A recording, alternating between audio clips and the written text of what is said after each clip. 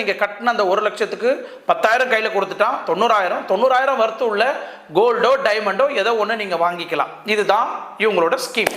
So இவங்க ஒரு மீட்டிங்லையும் இந்த மாதம் நாங்கள் 6% கொடுத்தோம், இந்த மாதம் நாங்கள் 8% கொடுக்க போகிறோம், அடுத்த மாதம் நாங்கள் 9% கொடுக்க போகிறோம், அண்டாண்ட மாதம் நாங்கள் 10% கொடுக்க போகிறோம், 11% கொடுக்க போகிறோன்னு ஸ்கீம்ஸை வந்து அட்வர்டைஸ்மெண்ட் பண்ணிட்டு இருக்கிறாங்க.